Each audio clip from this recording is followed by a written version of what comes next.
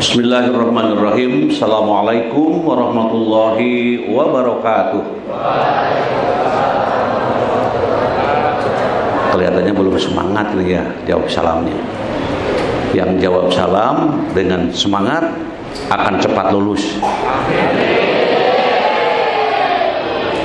Assalamualaikum warahmatullahi wabarakatuh.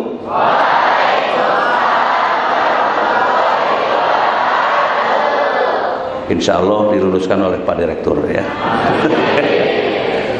Alhamdulillahilladzi arsala rasulahu bil huda wa dinil haq liyudhhirahu 'alad dini kullih wa kafa billahi syahida. Asyhadu an la ilaha illallah wahdahu la syarikalah wa asyhadu anna Muhammadan abduhu wa rasuluh.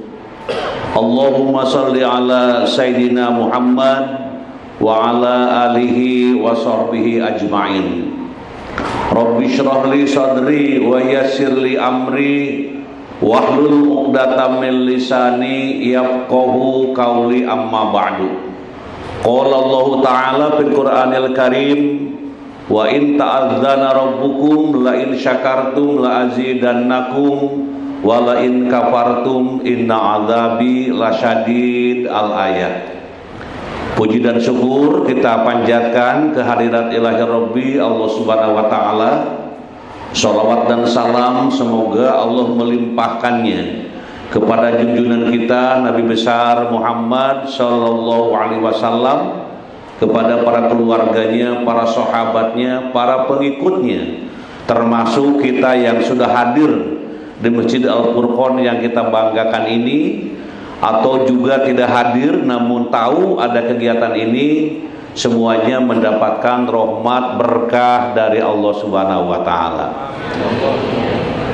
Kami mengucapkan terima kasih kepada Pak Direktur Prof. Yayan Nurbayan MAG yang telah memberikan kesempatan untuk berdiri duduk di depan para mahasiswa yang terpelajar ini, dan juga para dosen yang hadir, kemudian Ibu Direktur dari ITC juga sama-sama, dan pengurus tutorial center dari Masjid Al-Furqan Purwakarta.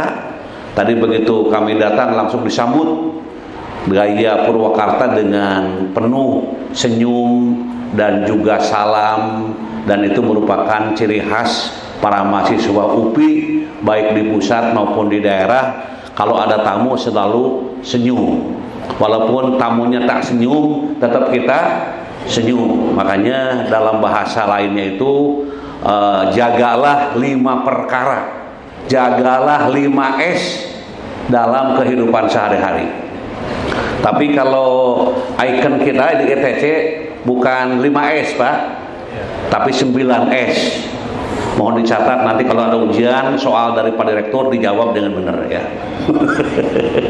9S itu apa?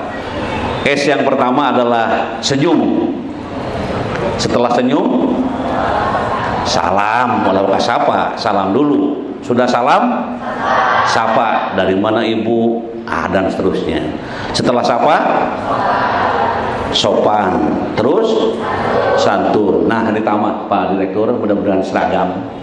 Apa tambahannya itu? Adalah sabar, sholat, syukur, dan sodako. Mantap tidak? Nah, nanti kalau ada pertanyaan 9S, ya itulah ciri khas UPI dengan tutorialnya, dengan Al-Furqannya. S yang ke-1 apa?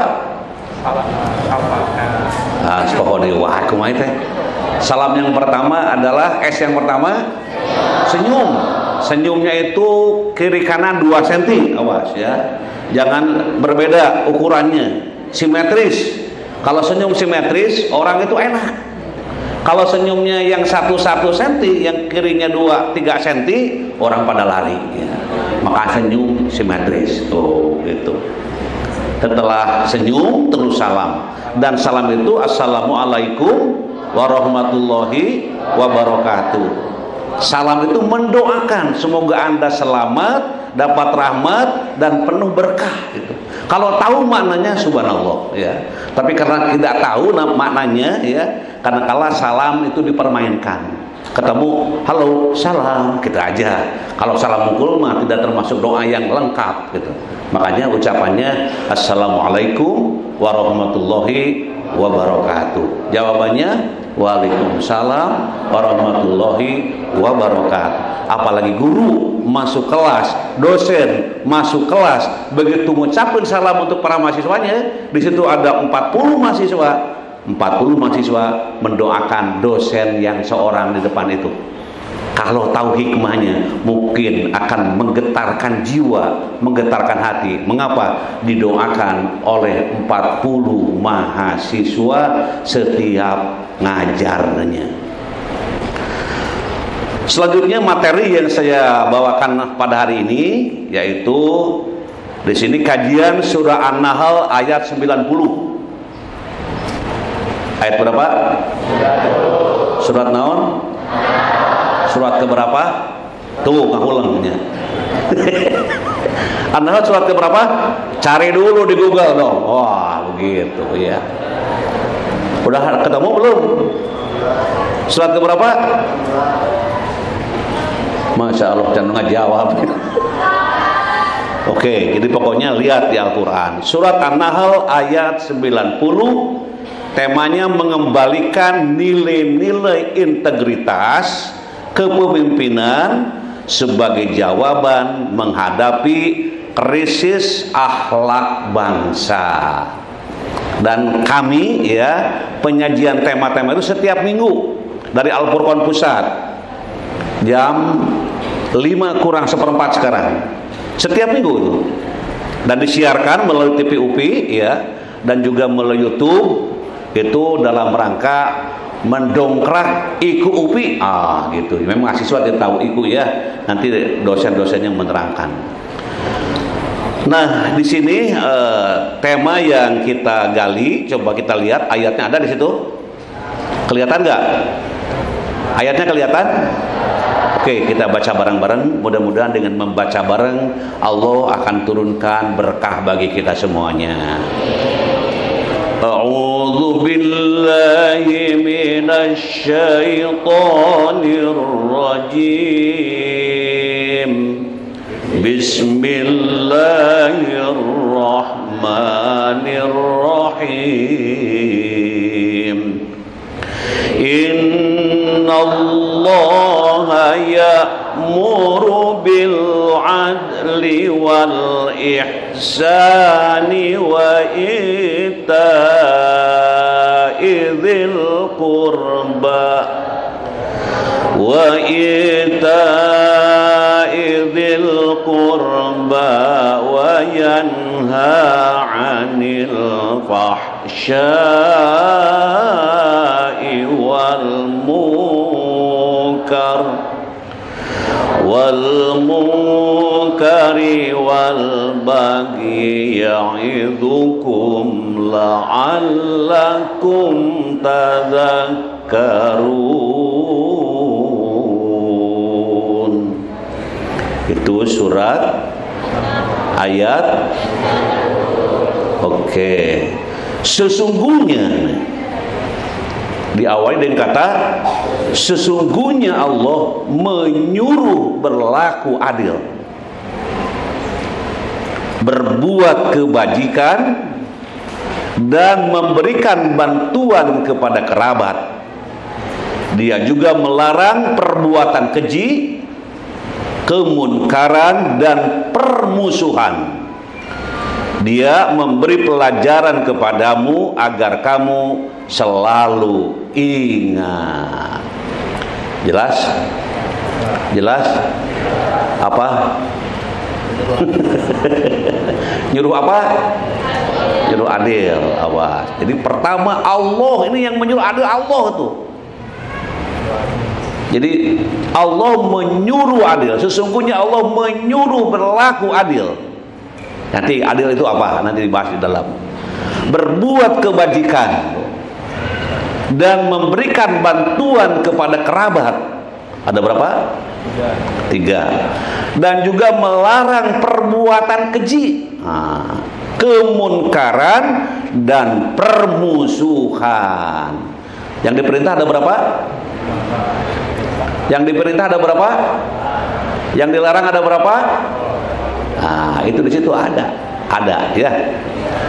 Jadi yang diperintahkan dan yang dilarang.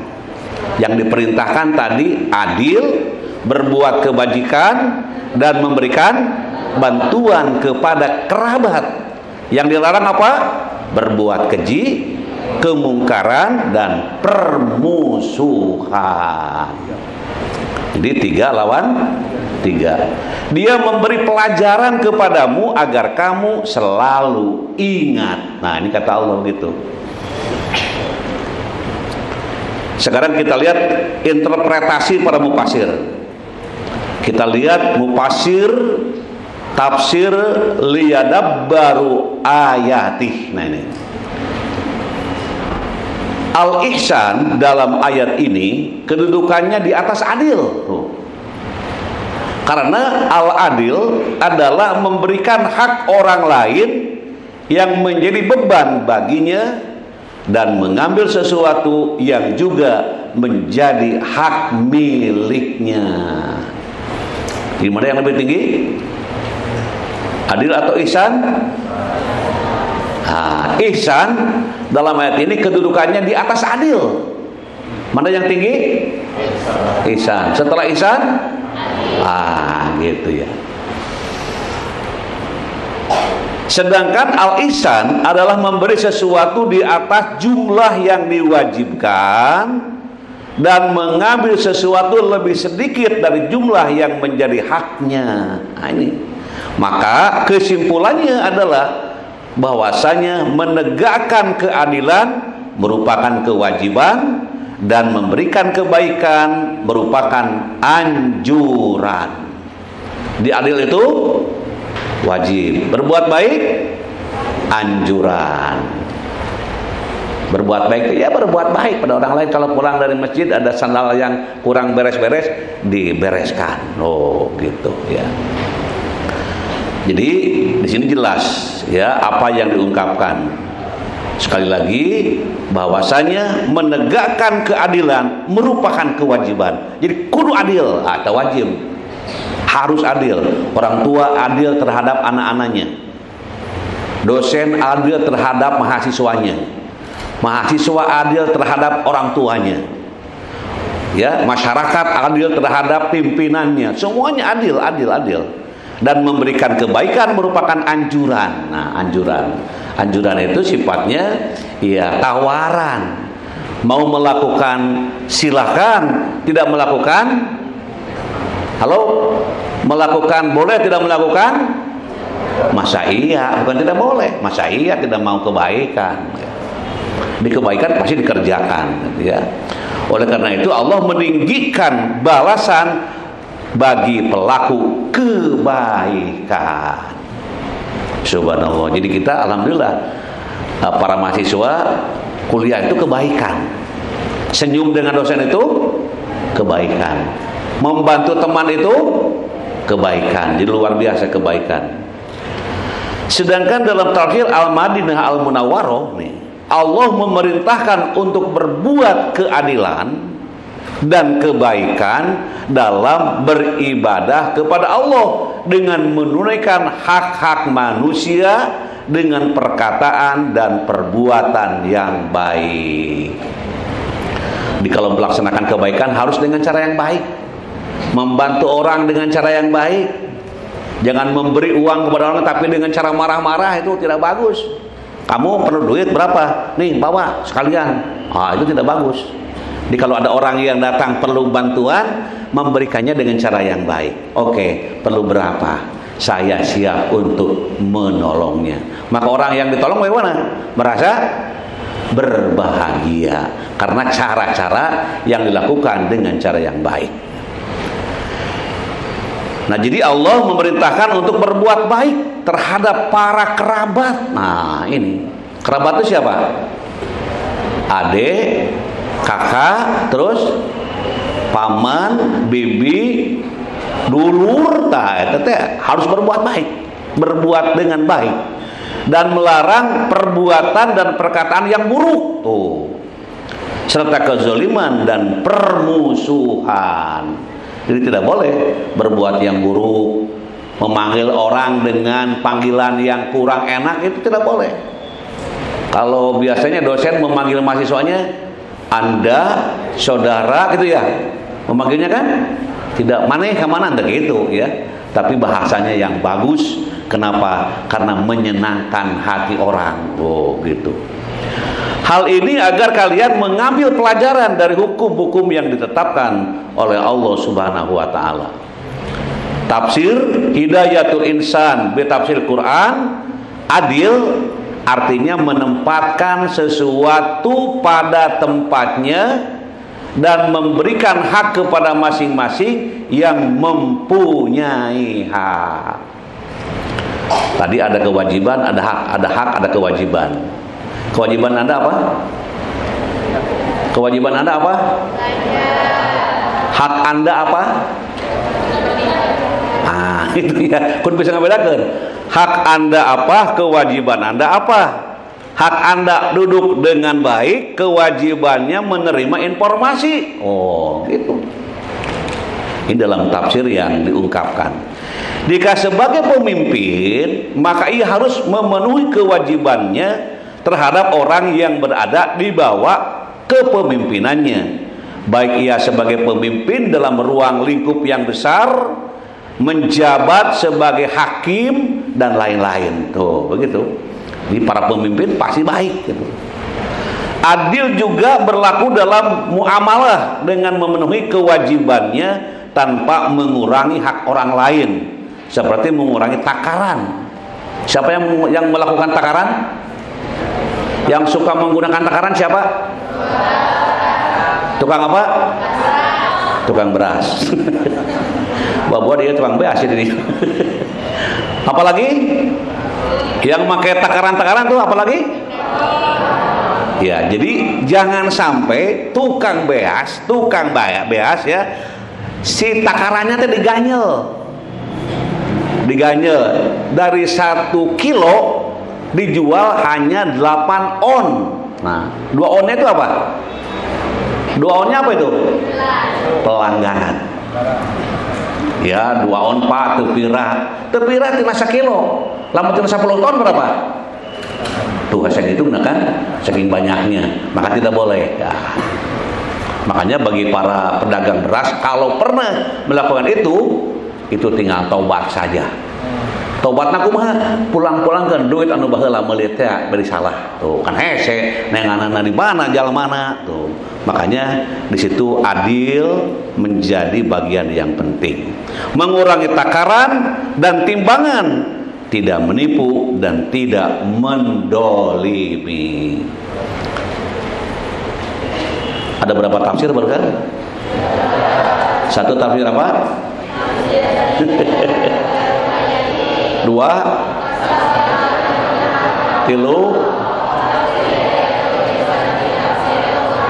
4 Masya Allah. Hafal direktur? Mudah, ini luar biasa. Jadi calon pimpinan ini semuanya nih. Siap jadi pemimpin? Boleh toh jawabannya. Siap jadi pemimpin? Pemimpin apa? Pemimpin apa saja gitu ya. Yang penting apa tadi? Adil. Dan berbuat kebaikan. Subhanallah. Siapa yang menjawab barusan? Insya Allah jadi pemimpin. Minimal memimpin dirinya sendiri. Diri sendiri harus dipimpin. Jangan dibiarkan kemana maunya. Oh gitu ya. Maunya kemana nih? Ya terserah niatnya gitu ya. Oke, sekarang kita ingin melihat dari nilai-nilai pedagogis. Karena Pak Direktur ini kan calon guru ya? Calon guru ya? Tidak jadi guru? Nunik, ya oke. Pokoknya nunik juga jadi bisa ngajar juga akhirnya gitu. Kita ingin melihat nilai-nilai pedagogis. Pernah mendengar kata pedagogis? Ada pedagogis.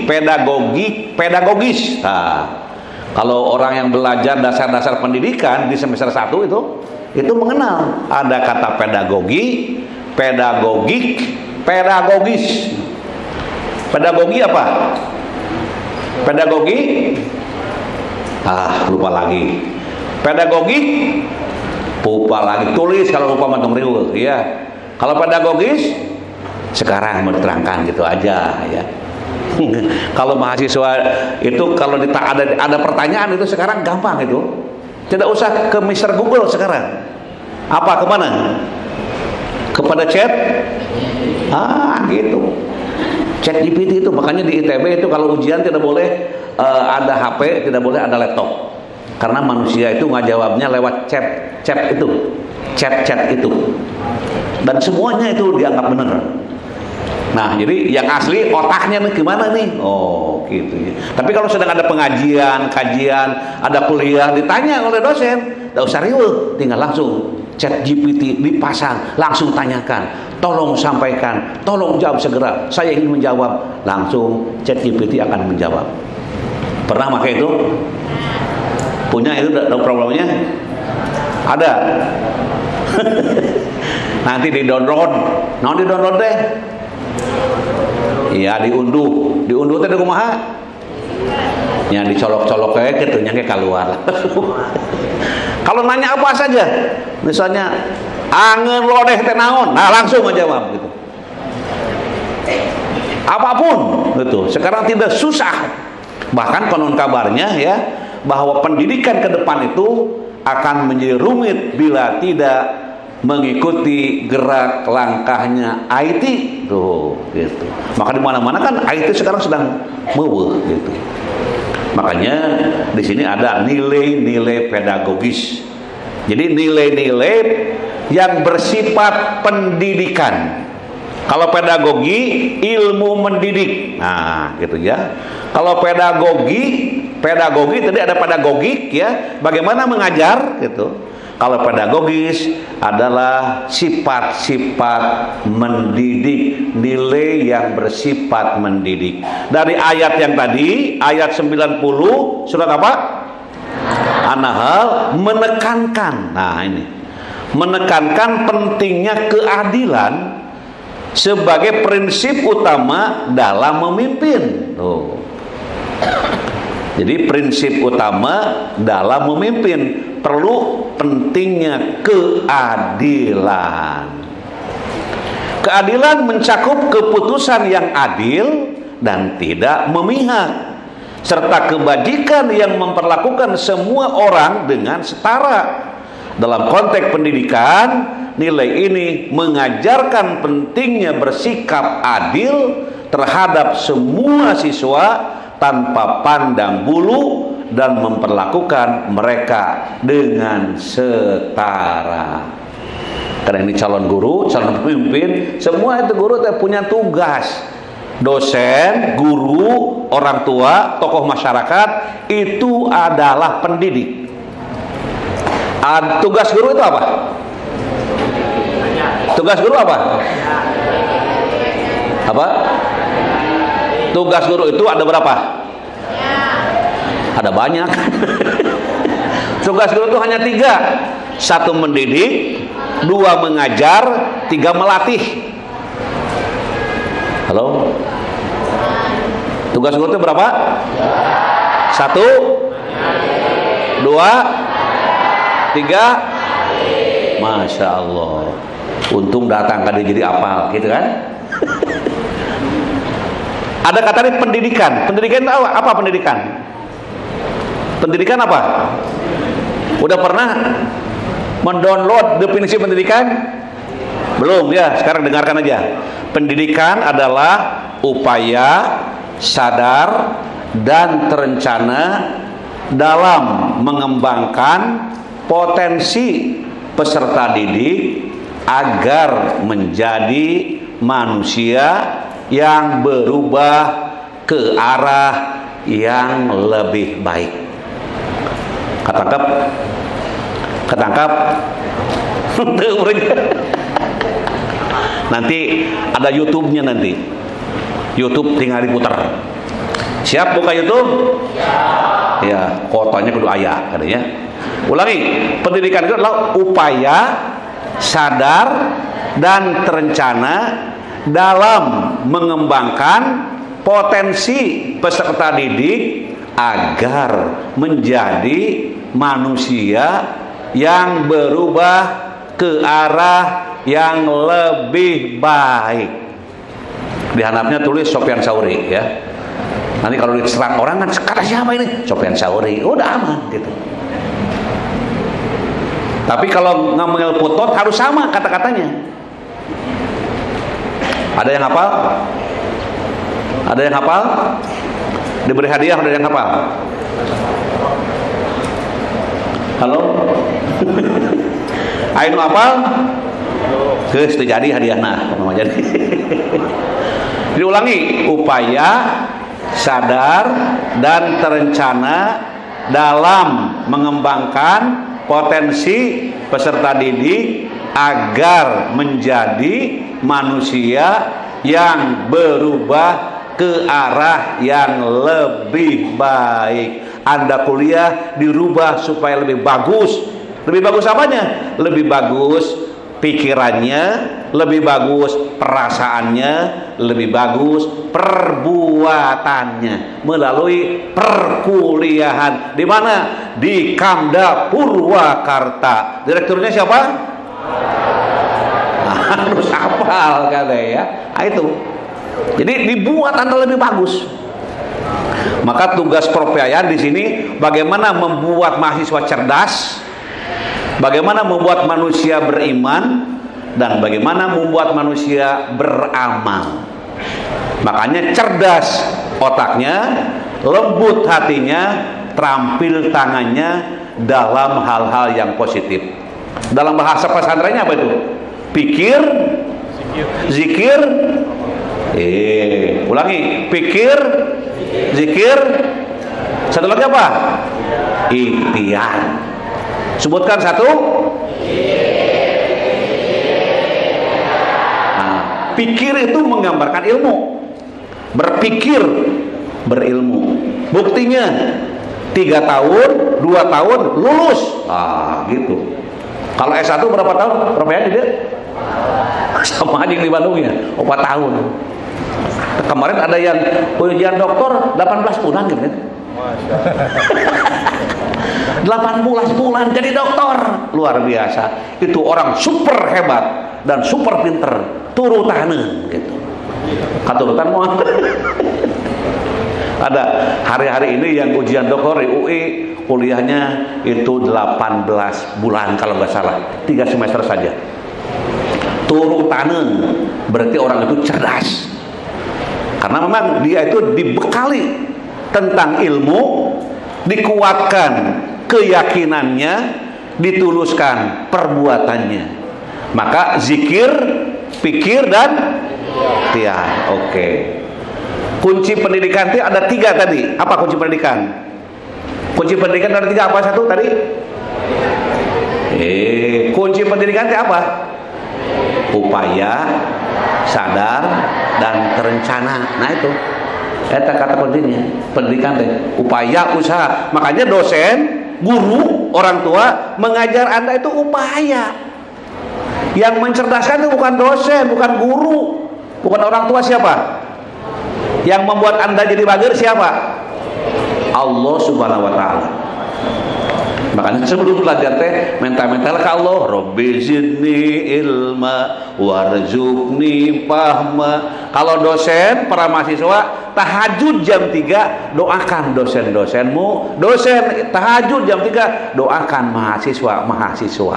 Luar biasa. Suka tahajud? Suka dong. Kersuka mah.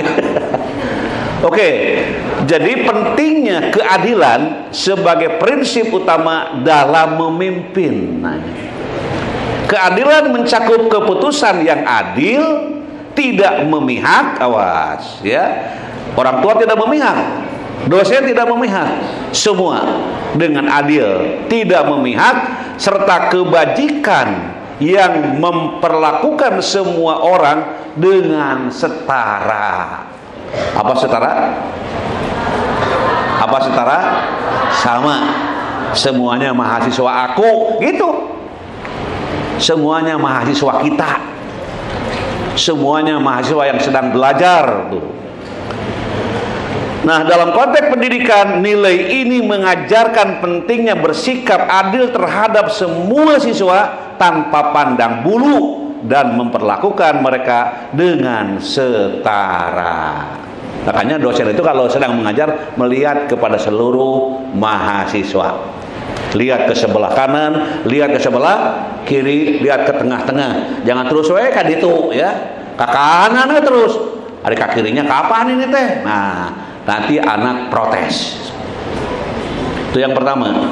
Kebaikan dan kemurahan hati, ayat ini juga menekankan pentingnya berbuat baik, ihsan dalam segala aspek kehidupan. Dalam pendidikan, ini mengajarkan para siswa untuk selalu melakukan yang terbaik, baik dalam belajar maupun berinteraksi dengan orang lain.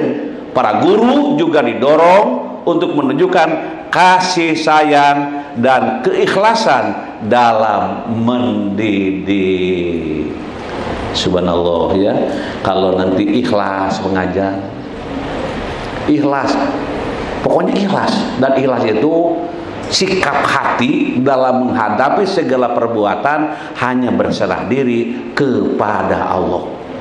Anda duduk di sini hanya mencari ridho Allah. Walaupun di absen mah hanya alat saja, hakikatnya ke Allah. Dosen mengajar, orang tua mendidik, semuanya lillahi ta'ala. Dan lakukan apa tadi? Lakukan apa? Yang terbaik. Bukan baik, tapi yang apa terbaik itu? Paling baik. Jadi selalu terbaik. Masya Allah. Yang ketiga, menjaga diri dari perbuatan keji dan munkar. Ayat ini melarang perbuatan keji dan munkar yang mencakup tindakan-tindakan tidak bermoral. Awas ya. Sekarang banyak perbuatan-perbuatan yang tidak bermoral. Dalam pendidikan, nilai ini dapat diterapkan dengan menanamkan pentingnya menjauhi perilaku negatif seperti kecurangan, kebohongan, ketidakjujuran. Guru dapat mengajarkan etika kepada siswa dengan memberikan teladan yang baik. Guru sebagai apa? Guru sebagai apa? Sosok pribadi yang patut digugu dan ditiru. Masya Allah. Makanya di setiap kantor itu ada cermin. Untuk apa cermin? Untuk apa cermin? Untuk melihat diri yang sebenarnya. Apakah yang cermin itu saya bukan gitu. Maka di mana-mana ada cermin. Bahkan kalau wanita itu lewat ada mobil ya, eureun heula melihat, padahal di dalamnya ada supir ke ragoan gitu ya. Melihat dirinya sendiri. Jangan-jangan yang kelihatan bukan dirinya. Makanya lihat cermin. Masya Allah, kok saya itu begini ya? Memang begini keadaannya. Masya Allah. Baca apa? Baca apa? Doa ya. Masya Allah. Lihat sendiri. Masya Allah. Baca doa. Apa doanya? Allahumma hasanta kholqi fahassin khuluqi. Bahkan di kampus pusat itu di setiap cermin ada doa itu mengingatkan. Nah, makanya di sini diungkapkan dalam pendidikan nilai ini dapat diterapkan dengan menanamkan pentingnya menjauhi perilaku negatif seperti kecurangan, kebohongan, dan ketidakjujuran. Guru dapat mengajarkan etika kepada siswa dengan memberikan teladan yang baik. Masya Allah. Makanya guru tidak boleh kesiangan. Dosen boleh kesiangan? Boleh. Kalau ada urusan. Saya kalau ada urusan kesiangan, tapi segera ke grup kelas diberitahu, Bapak akan kesiangan 10 menit. Silakan dimulai untuk penampilan, menyampaikan gagasan, temuan, dan diskusi. Dalam rangka apa? Dalam rangka menanamkan kebiasaan.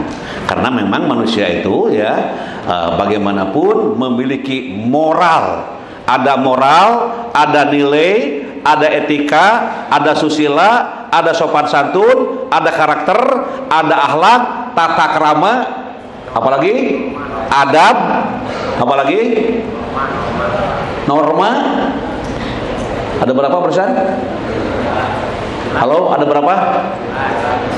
Ada Ada berapa? Ulangi, karakter, akhlak, moral, etika, susila, sopan santun, adab, terus perangai, terus tuh poho deui ya. Semuanya ada 11. Ada 11 istilah. Apa bedanya itu? Bedanya apa? Beda dan persamaannya apa? Persamaan yang barusan 11 itu apa?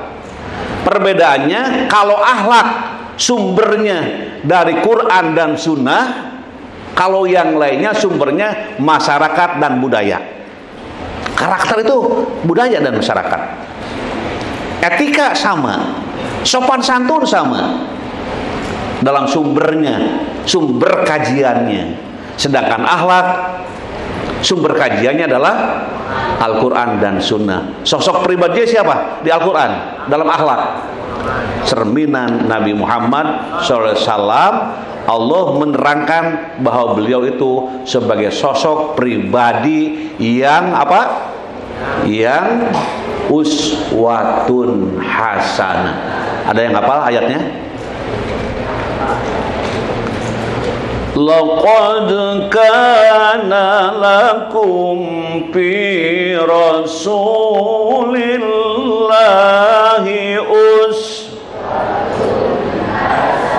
walah nyambung ya. Payah hebat saudara ya. Kumaha direktur apa gimana ini ya? Ulangi. Laqad kana lakum fi Rasulillahi uswatun hasanah. Masya Allah. Terus kesananya apa? Liman kana yarjullaha wal yawmal akhir wa dzakarallah. Betul nggak? Surat apa itu? Gusti lupa. Surat apa? Masya Allah. Surat Al-Ahzab. Ayat berapa? Halo? Tad? Ayat coba. Ayat 21. Coba bareng lakukan kana. Laqad kana Rasulillahi uswatun hasanah. Ulangi lakon.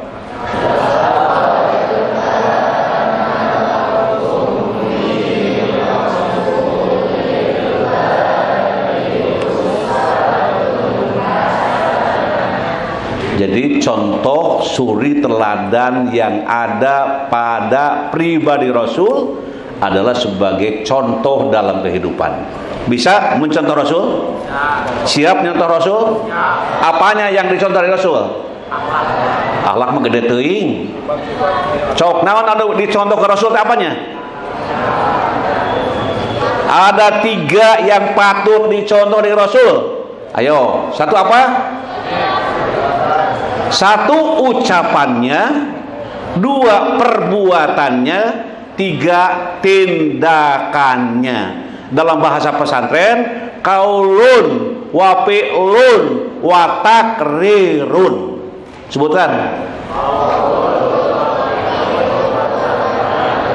Ari goyang mah goyang, bibirna mah teu akur. Auhu, hu ha ha hu.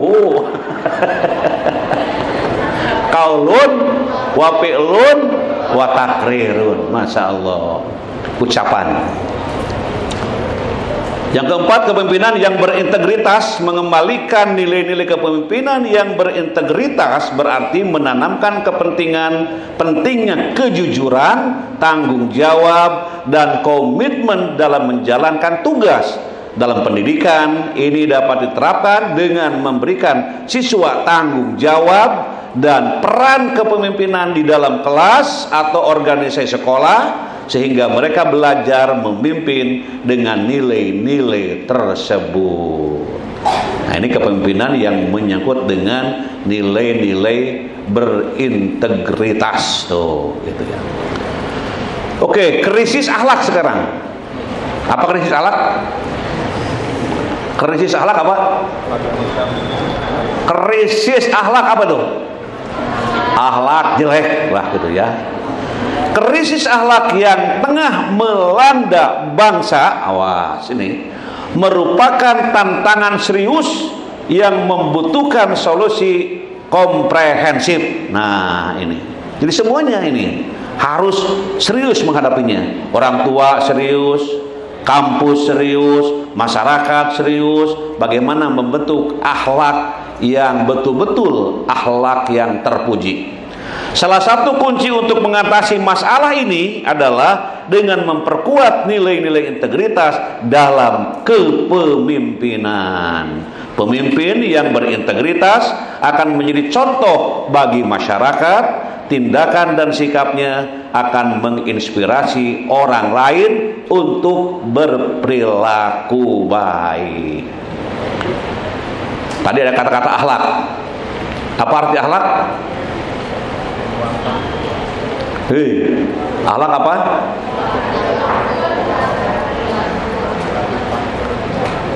Akhlak apa? Ayo nyonyo. Tepugo ya. Akhlak itu apa? Apa? Di atas itu? Ya, urusan perilaku tapi belum definisi itu. Akhlak itu adalah perbuatan spontanitas tanpa dipikirkan terlebih dahulu. Sebutkan.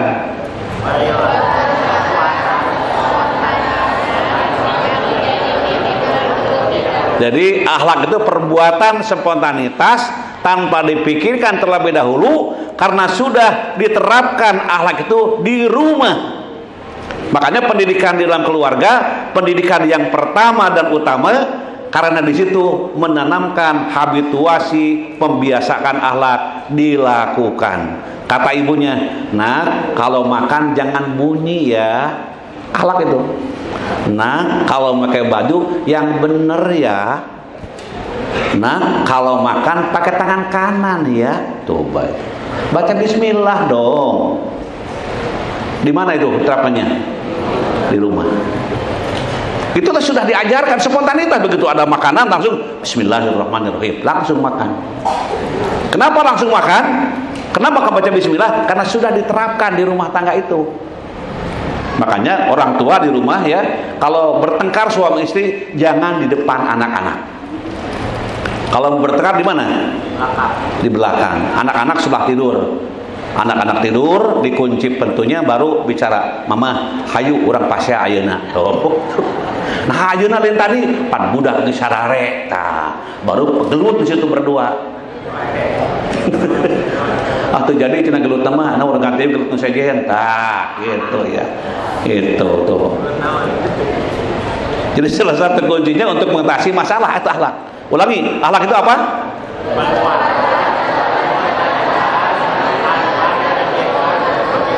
Nah, itulah. Nanti kalau ada mata pelajaran agama ditanya, kata dosennya itu, "Apa itu akhlak?" Ente jawab. Ente jawab dari mana itu? Ah, gitu kan kata dosennya. Sofyan Sauri, Pak. Oh, udah. Kapan itu? Kajian hari Minggu, Pak. Bapak hadir kan? Ini nih hasilnya, Pak. Wih, mantap itu. Tapi jangan gitu amat ke dosen, nanti nilainya kecil ya. Pokoknya saya udah menemukan dan mendengarkan dong ya. Pemimpin yang berintegritas akan menjadi contoh bagi masyarakat. Tindakan dan sikapnya akan menginspirasi orang lain untuk berperilaku yang baik. Beberapa contoh yang menyebabkan krisis akhlak antara lain nih, lemahnya pendidikan karakter. Nah, tadi kata Pak Direktur, pendidikan karakter itu penting.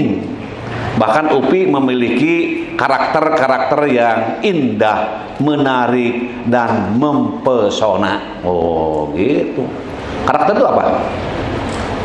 Karakter itu apa? Ciri khas. Ya, ciri khas. Karakter itu watak. Watak itu apa? Watak itu apa? Watak itu sifat. Sifat si eta mah gede amak kita tah. Itu watak. Si mah watak mata yang dibere. Nah, itu watak. Lamun ieu hayang diberi oge. Wah, itu watak itu ya, karakter. Bahkan di UPI ada jurusan pendidikan umum dan karakter. Oh, gitu ya. Kenapa? Supaya menjadi melekat kepada anak didik. Pengaruh media sosial seperti konten-konten negatif dan hoax-hoax yang mudah diakses. Semuanya orang itu mengakses tentang media sosial itu. Bahkan hari ini kejadian di mana sudah diketahui oleh banyak orang. Tindakan korupsi dan pelanggaran hukum oleh pejabat publik, krisis ekonomi yang sulit sehingga mendorong seseorang melakukan tindakan yang tidak sesuai dengan norma, lemahnya penegakan hukum membuat orang merasa tidak takut untuk melakukan pelanggaran. Konon kabarnya katanya kalau kebersihan itu konsepnya ada di kita, pelaksanaannya di luar. Betul tuh Pak Direktur? Kalau di luar itu katanya bersih banget. Contohnya ke Singapura. Singapura itu bersih. Begitu turun dari pesawat disambut dengan karpet yang empuk, sampai naik mobil lagi bersih, tidak ada sampah-sampah yang bertebaran. Kenapa? Karena hukum ditegakkan. Kalau ada yang membuang, itu ada CCTV-nya. Kalau mobil menjalankan mobil kendaraan di atas 100 km per jam, ada urusannya. Kalau di kita bukan tidak ada urusan, penting mereka ngangna gitu, ngagasnya terus. Kalau ada aturan, takut semuanya. Maka takutnya karena apa? Kena aturan. Kalau Indonesia takutnya karena apa? Karena tidak ada yang memperhatikan, tidak percaya diri. Oh, makanya kalau kita punya iman, harusnya Allah yang mengawasi kita. Kemana-mana ada Allah. Sedang sendirian Allah mengawasi kita. Makanya kita punya iman. Demikian hadirnya pemimpin yang memiliki nilai-nilai integritas adalah jawaban menghadapi krisis akhlak bangsa. Rasul bersabda, inna khiyarakum ahasinukum akhlaqon. Sesungguhnya sebaik-baik kalian adalah yang paling mulia akhlaknya. Halo? Di sana harus begitu. Paling baik akhlaknya, senyum pada orang lain, naik angkot senyum ke supir angkot, terus assalamualaikum cek supir angkot teh, maka neng calik sing ngeraos di pengker tuh. Karena ada komunikasi. Suka salam kalau naik angkot? Jarang. Tangke salam. Halo, stop. Assalamualaikum. Waalaikumsalam. Silakan masuk. Kalau bilang salam gak ada yang jawab, gak usah sakit hati. Kenapa? Malaikat yang menjawabnya. Mau siap menerapkan itu? Ada salam yang tidak boleh dijawab? Salam apa? Salam apa? Salam sholat. Cek imam, assalamualaikum warahmatullah. Cek makmum teh, waalaikumsalam. Tidak boleh, teman, tidak boleh jawab. Itu mah sedang mendoakan siapa?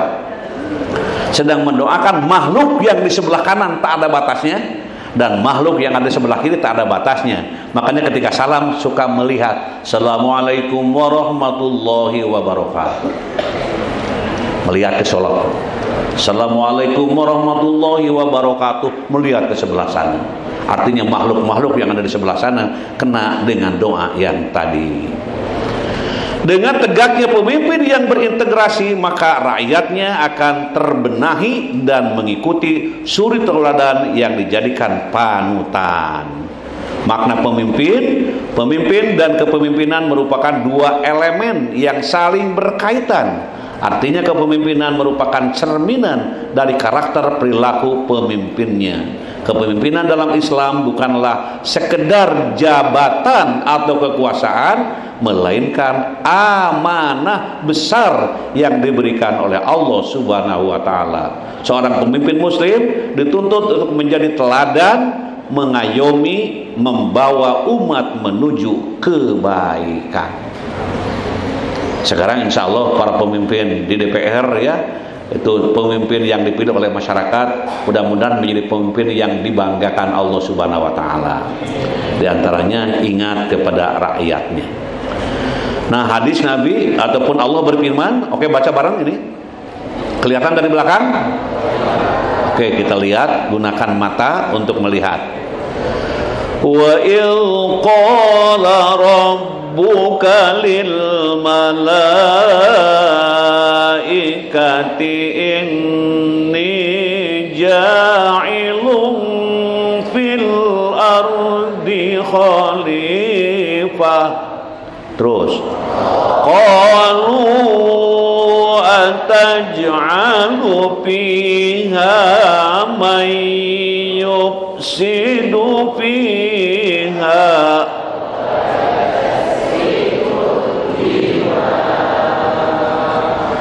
wa nahnu nusabbihu bihamdika wa nuqaddisu lak qala inni a'lamu ma la ta'lamun. Surat apa? Ayat berapa? Seapal yang biasa. Ingatlah ketika Tuhanmu berfirman kepada para malaikat, Aku hendak menjadikan khalifah di bumi. Mereka berkata, apakah engkau hendak menjadikan orang yang merusak dan menumpahkan darah di sana? Sedangkan kami bertasbih memujimu dan menyucikan namamu. Dia berfirman, sesungguhnya aku mengetahui apa yang tidak kamu ketahui. Siapa yang berdialog? Siapa yang berdialog? Allah dan isinya apa? Isinya apa? Aku akan menjadikan khalifah di bumi. Kata siapa? Jawab malaikat apa? Akan menjadikan khalifah orang-orang yang suka berbuat onar, kan gitu ya. Merusak dan menumpahkan darah di sana. Kata Allah apa? Kata Allah apa? Sesungguhnya aku Maha mengetahui apa yang. Nah, itu. Ini sudah populer ayat ini. Integritas adalah pondasi yang kokoh bagi seorang pemimpin. Ini adalah kualitas yang menjamin konsistensi antara ucapan dan tindakan, nilai dan perilaku. Seorang pemimpin yang berintegritas akan selalu menjunjung tinggi nilai-nilai kebenaran, kejujuran, dan keadilan. Seorang pemimpin yang berintegritas akan mampu membangun kepercayaan, meningkatkan kinerja, mencegah korupsi, memperkuat persatuan, membangun akhlak mulia. Dan semuanya mahasiswa itu calon pemimpin, insya Allah. Pemimpin yang integritas akan membawa perubahan positif dan menanamkan krisis akhlak bangsa, karena pemimpin yang memiliki integritas tidak akan memutuskan dengan hawa nafsunya, tetapi dengan kebenaran dan akhlak mulia. Allah berfirman, oke, kita baca bareng. Ya Dawudu inna ja'alnaka khalifatan fil ardh khalifatan fil ardi fahkum bainan nasi bil haq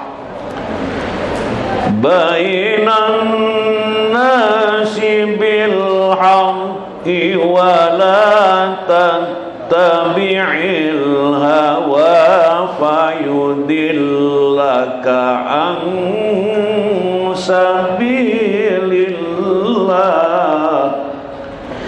Innal ladzina yadilluna an sabilillahi lahum adzabun syadid.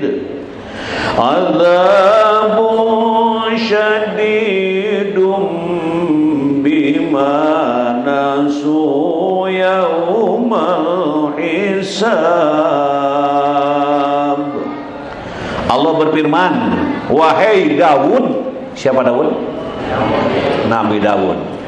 Sesungguhnya kami menjadikanmu khalifah, penguasa di bumi.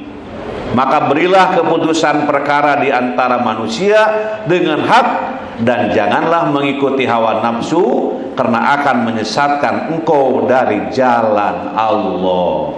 Sesungguhnya orang-orang yang sesat dari jalan Allah akan mendapatkan azab yang berat, karena mereka melupakan hari perhitungan.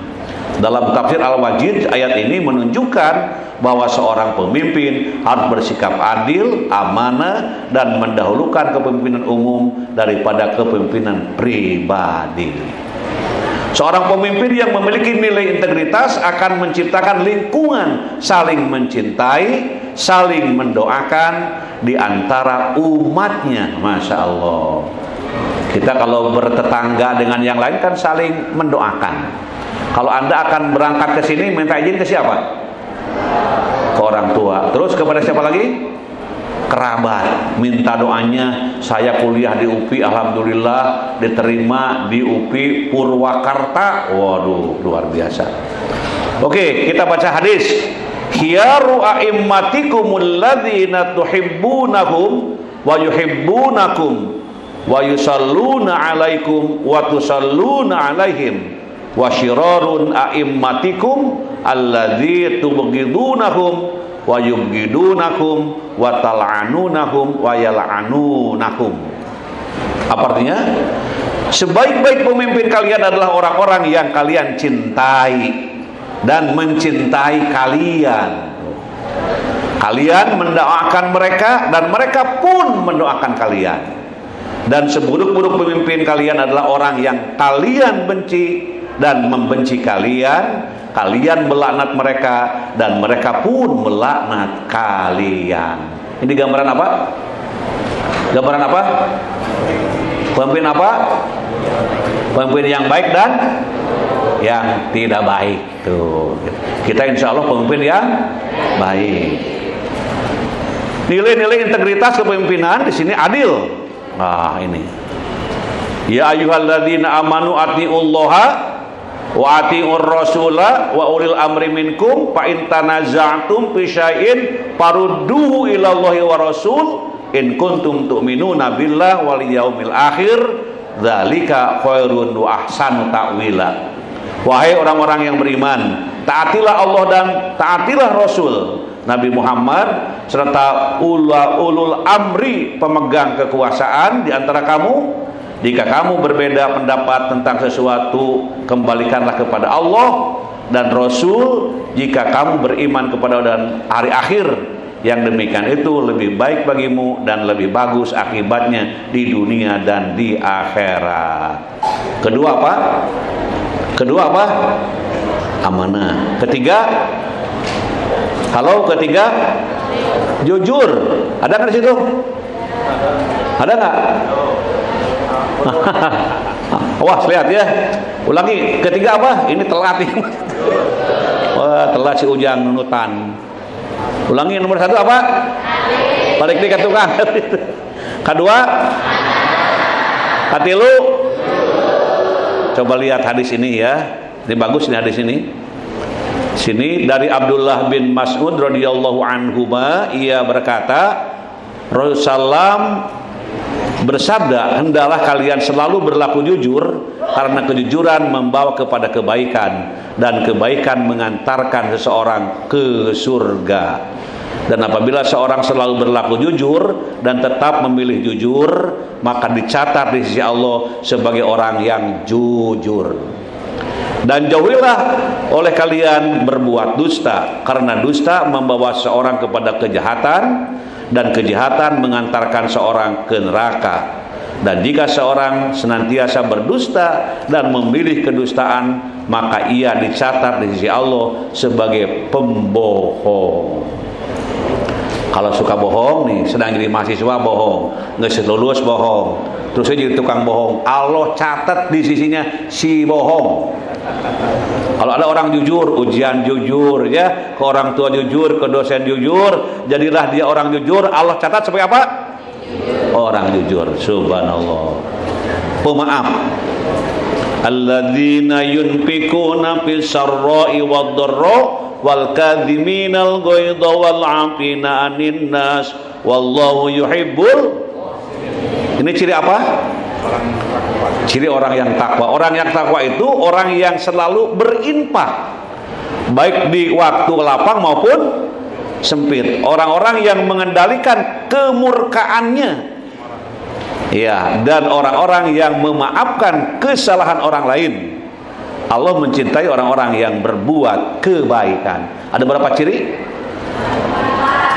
Yang barusan pemaaf itu ada berapa ciri? Satu apa?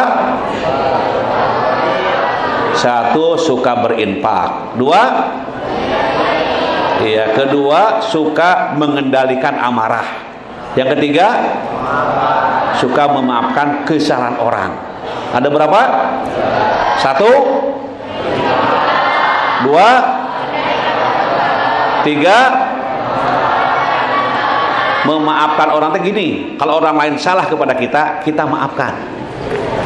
Jangan begini, tuh katakan ke si Anu, kapan minta maaf kepada aku, sudah 2 hari nggak datang-datang. Tidak boleh begitu. Orang yang takwa memang itu, disakiti orang, udah saya maafkan saja. Karena dia itu mencaci saya sedang mentransfer tentang amal kebaikan. Bisa gitu nggak? Kalau orang lain melotot, kita apa? Batur melotot, orang senyum. Batur senyum, orang senyum. Orang lain senyum, kita melotot jadi tepung, ya. Ada kisah teladan, mohon disimak nih. Ada kisah teladan. Kisah Sayyidina Umar bin Khattab dalam kitab Tharaiful Khulafa wal Muluk halaman 16. Beliau merupakan sosok pemimpin yang sangat adil. Baginya menjadi seorang kepala negara bukan sebuah privilege yang membuatnya merasa lebih istimewa dibanding rakyat biasa. Tapi ada amanah besar yang menjadi harus diembannya betul-betul. Salah satu langkah yang Umar lakukan untuk menegakkan keadilan, memastikan keadaan rakyatnya baik-baik saja di tengah paceklik yang melanda pada masa pemerintahannya, dan berpatroli dari satu rumah penduduk ke rumah lainnya. Hingga suatu malam ia berkeliling untuk melakukan pemantauan. Saat itu dia pergi seorang diri. Zaid bin Aslam yang melihat sang khalifah lantas meminta izin untuk mendampinginya. Izinkan aku untuk mendampingimu, wahai Amirul Mukminin, pinta Zaid. Ya, silakan, jawab Umar. Mereka berdua berkeliling kota Madinah dan sekitarnya hingga sampai di luar Madinah. Tampak dari kejauhan sebuah cahaya. Sepertinya di sana ada musafir, orang yang sedang melakukan perjalanan, kata Zaid. Penasaran, keduanya pun mendekati sumber cahaya itu. Ternyata itu adalah nyala api milik wanita janda tua dengan 3 anak kecil yang semuanya sedang menangis. Wanita itu sedang memasak sesuatu di panci sambil menyumpahi Umar dalam doanya. Wahai Tuhanku, berilah balasan terhadap Umar. Ia telah berbuat dolim. Enak saja kami rakyatnya kelaparan, sementara dia hidup serba berkecukupan, kata si wanita janda tua yang anaknya 3 sedang menangis itu. Mendengar ucapan wanita itu, Umar pun menghampirinya dan mengucapkan salam. Bolehkah kami masuk? Kata Umar dengan lembut. Silakan, jawab si wanita.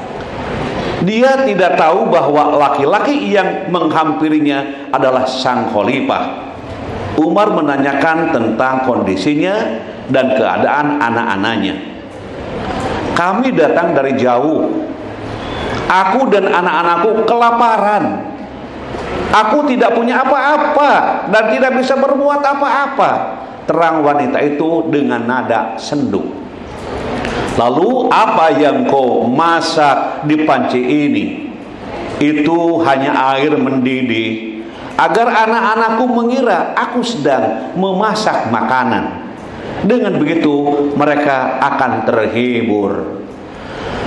Mendengar semua itu, Umar sangat malu, sedih, dan tentu merasa sangat berdosa. Ia pun berpamit untuk pergi dan menuju ke sebuah toko untuk membeli banyak sembako. Riwayat dalam lain menyebut ia menuju Baitul Mal. Ia meminggulnya menuju kediaman si wanita tadi. Wahai Amirul Mukminin, turunkan bawaan itu, atau turunkan bawaanmu, biar aku saja yang memikulnya, kata atau pinta Zaid. Jangan, biar aku saja yang membawanya. Anggap saja aku sedang memikul dosa-dosaku. Juga semoga menjadi penghalang dikabulkannya doa wanita itu tadi, tegas Umar. Ia terus menangis karena sangat merasa berdosa. Sesampainya di rumah wanita, Umar memberikan semua sembako itu. Semoga Allah memberimu balasan terbaik, kata si wanita tadi. Tidak hanya sempat di situ, Umar pun ikut memasakkan untuk mereka. Setelah makanan siap, Umar mempersilakan mereka untuk menikmatinya. Silakan, sekarang kalian semua bisa makan, kata Umar. Senyumnya melebar melihat wajah-wajah mereka yang tidak lagi murung. Ibu, mulai sekarang tidak perlu lagi ya mendoakan keburukan untuk Umar. Ya, mungkin dia belum mendengar kabar ada kalian kelaparan di sini, kata Umar dengan bahasa yang lembut. Halo, gimana? Mendengarkan? Siapa itu? Umar itu siapa? Khalifah itu siapa? Kalau sekarang mungkin presiden. Presiden keliling. Subhanallah ya. Nah, kajian kami ini yang setiap hari Minggu, para mahasiswa harus tahu ya, di UPI Pusat itu ada kajian setiap Minggu pada subuh lewat Zoom. Diharapkan hadir nanti, dan di Zoom-nya ditulis Hamda Purwakarta, jurusan apa Prof? Perbayaan? PGSD, strip PGSD Muhammad Yasir. Nanti Pak Rektor akan melihat, dari Purwakarta nih. Subhanallah. Ulangi, di Zoom-nya tulis apa? Kamda Tasik malah ya. Kamda Purwakarta, strip PGSD, strip Rubaiah, misal gitu ya. Siap ikut? Ya. Kok nggak jawab? Siap ikut? Ya. Dan tadi Pak Husni ya? Pak Husni juga mengirimkan sebuah sebuah YouTube, dan nanti YouTube-nya mohon didengar ya. YouTube kami didengar, dengar aja gitu. Saya dengar nanti langsung jangan lupa subscribe ya, di like, komen, dan komennya jangan kurang dari 3 kata. Misalnya begini, wah Ustaz, kita cukup gitu. Cukup. Atau terima kasih, boleh. Udah kieu unggul, terima kasih, sudah wes sakitu. Itu mah tidak di jadi si iku upinya tidak kelihatan perbayaan. Jadi 3 kata. Dan para dosen juga kami mengundang. Alhamdulillah ya, ikut ngaji setiap hari Minggu ya, pada subuh itu kurang lebih 500-600 orang ikut dari berbagai daerah di Indonesia. Jadi UPI sudah terkenal dalam kajian subuh kami. Dan kalau ingin melihat kajian kami, tulis Profesor Sofyan Sauri Official. Di situ video-videonya sudah banyak. Dan ini dalam rangka mengangkat UPI di semua daerah dan mengangkat UPI yang di pusat. Kalau mahasiswa UPI semuanya perbayaan ada 30.000 ya, 40.000. Ada 40.000 ya, itu dosennya ada sekitar 3.000, karyawannya ada sekitar 2.000. Saya kira untuk mengangkat IKU itu bisa UPI lebih terkenal di masyarakat. Dan kajian kami bukan hanya di YouTube, juga diliput di Gontor News. Gontor News adalah pesantren yang pesantren yang modern dan banyak melahirkan orang-orang yang jadi pemimpin. Biasanya dikirim oleh kita Pak ya, yang dari Kontor News, kemudian dari Bandung punya berita. Nah, itulah kajian kami pada hari ini, dan biasanya ada tanya jawab. Silahkan kalau ada yang mau bertanya, aku menjawab. Kalau tidak aku menjawab, ada Profesor Yayan juga menjawab. Ada Dr. Mulyana Abdullah, Kepala ITC. ITC itu adalah semua kegiatan di UPI di bawah beliau, termasuk masjid di mana-mana beliau yang membawahinya. Lamun masjid rusak, beliau ngomongana. Kalau masjid dewan usian, beliau tanggung jawabna. Insya Allah ya, itu yang dapat kami sampaikan. Mudah-mudahan Kamda Purwakarta, Pak Direktur dan Ibu, juga para dosen dan para ibu dosen dan para mahasiswa semuanya dibanggakan oleh Allah Subhanahu wa taala. Itu saja yang dapat kami sampaikan. Terima kasih. Wallahul muwaffiq ila aqwamit thoriq. Dan di sini ada doa di akhir. Allahumma inni a'udzubika min munkaratil akhlaq wal a'mal wal ahwa. Ulangi baca. Allahumma inni a'udzubika min munkaratil akhlaq wal a'mal wal ahwa. Kalau berdoa lebih bagus ngangkat tangan. Segini. Jangan hurting, kale kaciri ya. Cukup di sini dengan mengucapkan Allahumma inni a'udzubika min munkaratil akhlaq wal a'mal wal ahwa. Ya Allah, aku berlindung kepadamu dari akhlak, amal dan hawa nafsu yang munkar. Menurut keterangan orang yang berdoa dengan mengangkat tangan ini, itu doanya dikabul 2 kali lebih cepat daripada doa tanpa ngangkat tangan. Amin amin kayak ngangkat tangan doa teh. Biasakeun ya, supaya kelihatan sedang berdoa, sedang meminta, sedang memohon. Beda dengan doa dikahanapkeun seperti kurang perlu apa yang diinginkan. Oke, itu dahulu. Silakan kalau ada tanya jawab, masih ada waktu sebentar lagi. Terima kasih kepada Bapak atas pemberian yang luar biasa. Sebelum ditutup, kami akan adakan sesi tanya jawab untuk 2 penanya. 1 akhwat dan 1 ikhwat. Akhwat, siapa yang mau nanya? 1, 2, 3. Akhwat yang di belakang.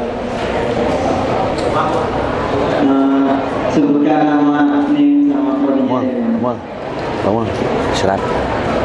Mungkin ada tahu ya? Serat dulu. Waalaikumsalam. Mic-nya dek, mic-nya. Oh iya, silakan. Izin memperkenalkan diri, nama saya Muhammad Fauzan Akbar dengan NIM 2406202 dari program studi telekomunikasi dengan klaster 1.1 Abu Bakar Asyidi. Tunggu cantik, Jang. Sebelumnya Pak, saya pernah mendengar bahwa di akhir zaman nanti akan ada banyak pemimpin yang zalim kepada rakyatnya. Sedangkan seperti yang disebutkan tadi oleh Bapak, bahwa pemimpin itu harus memiliki integritas agar bisa membawa perubahan positif dan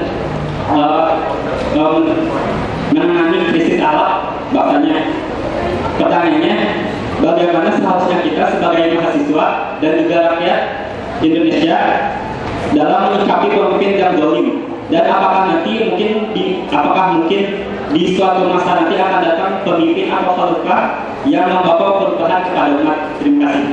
Oke. Halo. Barusan menanyakan tentang pemimpin di akhir zaman, apakah akan hadir pemimpin yang dolim? Karena disinyalir bahwa di akhir zaman nanti akan ada pemimpin yang dolim dan di ujungnya ada yang memperbaikinya. Ya, itu sebagaimana yang dikatakan tadi, bahwa orang-orang hidup di alam dunia ini dengan tidak mementingkan keimanan, pembinaan keyakinan, pembinaan akhlak mulia, itu bisa terjadi melakukan apa saja yang mereka inginkan. Yang menjadi dasarnya itu bukan dasar wahyu dan hadis, tapi dasarnya adalah emosi marah. Makanya dikatakan, kata Al-Quran, farudduhu ilallahi wa rasulih. Kalau ada sesuatu perkara, masalah di masyarakat tidak bisa dipecahkan, bahkan menimbulkan hal-hal yang tidak diinginkan, farudduhu ilallahi wa rasulihi, maka kembalikan kepada Allah dan Rasulnya. Dengan mengembalikan kepada Allah dan Rasulnya, itu sedang mengembalikan dari ketidakbaikan menjadi baik dan adil yang dirasakan oleh masyarakat. Mudah-mudahan mahasiswa UPI yang di Purwakarta menjadi orang-orang yang bisa membereskan, bisa menunjukkan dan menyelamatkan bangsa Indonesia dari perbuatan-perbuatan yang dolim dilakukan oleh siapapun. Amin. Saya kira itu jawabannya. Halo? Cukup? Ya, bagus. Selanjutnya pertanyaan dari Ahwat, yang boleh silakan.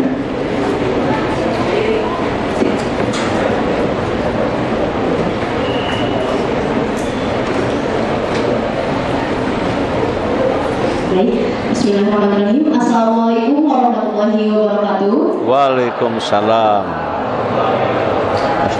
Perkenalkan, nama saya Vera Robia dari program studi pendidikan guru sekolah dasar. Saya dari klaster 1.3 Aisyah binti Abu Bakar. Izin bertanya Bapak, saya merupakan mahasiswa PGSD yang nantinya pasti akan terjun ke dunia pendidikan. Dan hal tersebut merupakan tanggung jawab yang sangat besar yang pastinya akan dipertanggungjawabkan di akhirat nanti. Nah, seperti yang Bapak jelaskan, bahwa seorang pendidik harus menjadi teladan yang baik untuk para peserta didiknya. Tapi Bapak, kembali lagi kepada fitrah dari manusia, bahwa manusia itu tempatnya salah. Hal tersebut membuat saya takut nantinya akan ada perbuatan buruk saya yang dilihat oleh peserta didik saya yang mungkin akan ditiru juga, begitu Bapak.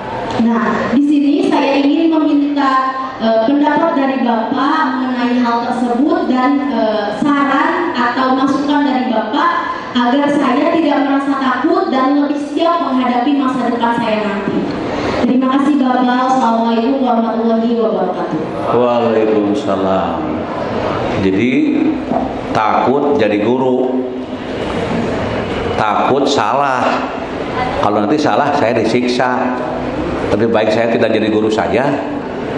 Sebenarnya manusia itu ya tempatnya salah dan hilaf. Mahalul hoto wan nisyan. Sudah disebutkan, ketika manusia mahal hoto wan nisyan, tepatnya salah dan khilaf, maka kita berjuang, berusaha untuk tidak hilaf dan salah. Kalau sampai terjerumus kepada kehilafan dan kesalahan, ada kuncinya. Kuncinya sadar dan mohon ampun kepada Allah dan tidak mengulang-ulang kembali. Misalnya pernah berbohong kepada anak-anak kita ketika kita jadi guru, sadar di saat itu, besok masuk kelas langsung ucapan yang pertama, terima kasih kita masih ada umur, saya punya dosa hari kemarin, di kelas ini kemarin saya melakukan kesalahan, sehingga mohon dimaafkan ibu ya. Kata anak-anak, ya siap ibu, saya memaafkan ibu. Nah itu adalah kesalahan yang bila dilakukan dengan tidak disengaja. Jadi rasa takut ada, rasa khawatir ada, tapi jangan terlalu berkecimpung berada di ketakutan dan kekhawatiran. Tapi mohonlah kepada Allah supaya Allah selalu menunjukkan jalan hidup ini. Bukankah kita membaca surah Al-Fatihah setiap sholat berapa kali? 17 kali. 17 kali itu yang wajib, ditambah sunat berapa kali? Saya hitung itu kurang lebih 45 kali. Selalu mengucapkan begini. Alhamdulillahi Rabbil Alamin Ar-Rahmanir Rahim Maliki Yaumiddin Iyyaka na'budu wa iyyaka nasta'in. Nah dari bismillah sampai barusan itu mengungkapkan tentang pujian-pujian untuk Allah. Belum minta itu, baru muji. Dan begitulah kalau meminta kepada Allah. Setelah memuji dan menyatakan diri, kesananya ihdinas siratal mustaqim, tunjukilah kami ya Allah ke jalan yang lurus. Ketika baca Al-Fatihah itu ingat, sadar ke situ. Ihdinas siratal mustaqim, tunjukilah ya Allah ke jalan yang lurus. Tapi ketika sholat jangan diterjemahkan. Ihdinas siratal mustaqim, tunjukilah ya Allah ke jalan yang lurus. Gak boleh diterjemahkan. Tapi di dalam hati tahu artinya bahwa itu sedang apa? Sedang meminta petunjuk jalan yang lurus. Sampai dikatakan di ujungnya, siratal ladzina an'amta 'alaihim, jalan yang lurus dari mana? Jalan orang-orang yang telah Engkau beri nikmat atas mereka. Siapa mereka itu? Kita ingin seperti mereka. Siapa mereka itu? Para nabi, siddiqin, syuhada, dan solihin. Itu orang-orang yang mendapatkan nikmat dari Allah dengan sholat. Bahkan diungkapkan itu, ghairil maghdubi 'alaihim waladdallin, bukan jalan orang-orang yang telah Engkau murkai, dan bukan pula jalan orang-orang yang telah Engkau sesatkan. Kalau tahu maknanya ketika sholat itu subhanallah. Tapi kebanyakannya tidak tahu. Bukan tidak tahu, lupa. Ketika sholat, kok Fatihah deui-nya? Ya karena benar dibaca henteu. Nah ini. Makanya kalau sholatnya dirasakan, direnungkan, makanya minta kepada Allah supaya sholat itu adalah khusyuk. Allahumma inni a'udzubika min ilmin la yanfa, wa min qalbin la yahsha, wa min nafsin la tashba, wa min ilmin, wa min du'ain la apa?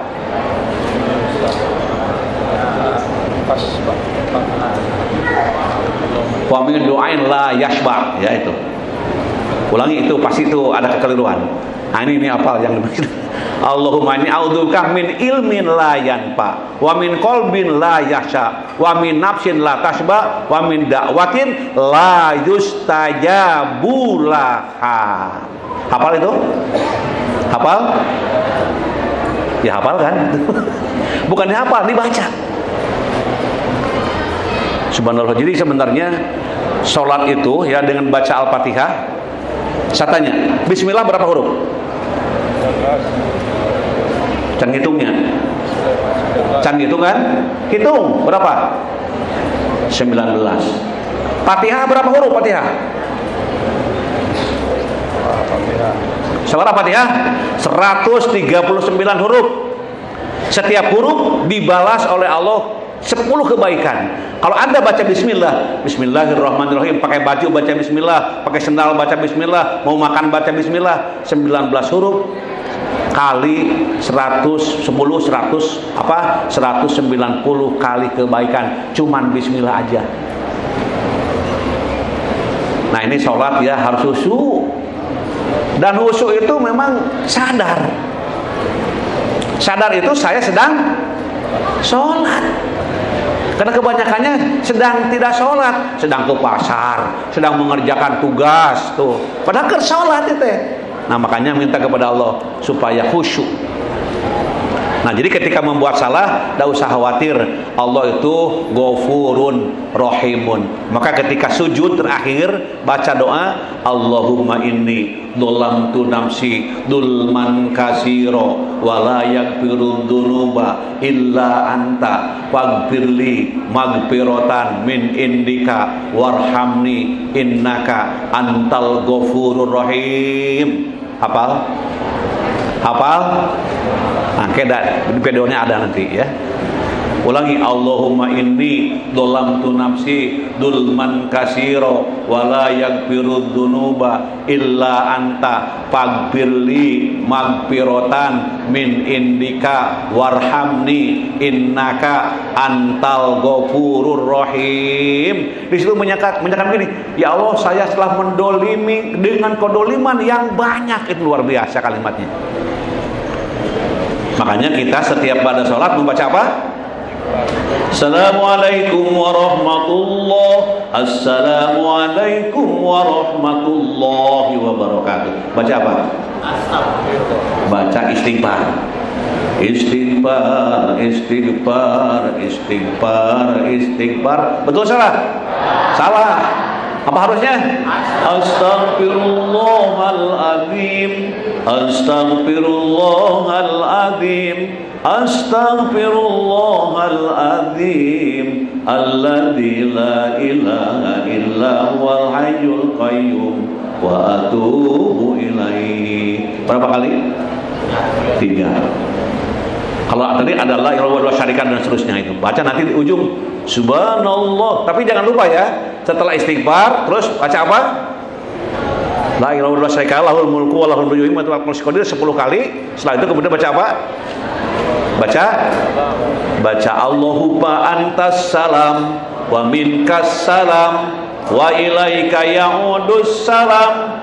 Fahayyina rabbana bisalam wa adkhilnal jannata darussalam tabarakta rabbana wa ta'alaita ya dzal jalali wal ikram. Terus Allahumma la mani'a lima a'taita wa la mu'tiya lima manata wa la roda. Itu. Setelah itu baca Al-Fatihah, baca Qulhu 3 kali, Al-Falaq 1 kali, An-Nas 1 kali, ayat kursi 1 kali, baru subhanallah. Berapa kali? Alhamdulillah, Allahu Akbar. Dosa sebanyak buih di lautan, sebanyak pasir di lautan, dengan mengamalkan itu semua diampuni oleh Allah Subhanahu wa ta'ala. Dosa itu banyak, dan sebanyak buih di laut teu kahitung, tapi dengan bacaan tadi insya Allah. Nah, itu jawaban kekhawatiran jadi kurang ya. Nanti ketika jadi guru sudah bismillah. Tugas kita jadi guru ataupun jadi pemimpin ataupun jadi tokoh, bismillah, semua Allah takdirkan. Jangan mundur dari takdir. Dan salah satunya untuk menghapuskan siksa dan seterusnya itu ya dengan banyak-banyak berdoa dan berinfak. Saya selalu mengatakan, biasakan di pagi hari itu baca Quran, zikir, istighfar, sholawat ya, dan infak. Kalau infaknya nggak punya duit apa? Dengan senyum. Oh, batur di sisi jalan serius sorangan ya. Kenal ya keur sodakoh. Nah, bukan begitu, salah. Yang namanya senyum yang termasuk sodakoh itu kalau senyumnya ada lawannya. Senyum dari situ, senyum dari sini, sama-sama senyum. Itu senyum orang, kita senyum si itu. Gitu. Namun si itu tersenyum jangan digenggerkeun. Nah, jangan senyum bener kita. Abdi mah jadi untu cenah gitu ya. Oke gitu ya. Saya kira semuanya ada merasa takut karena bagaimanapun kita selalu diamati, dihayati, diperhatikan oleh Allah Subhanahu wa taala. Itulah. Mangga silakan.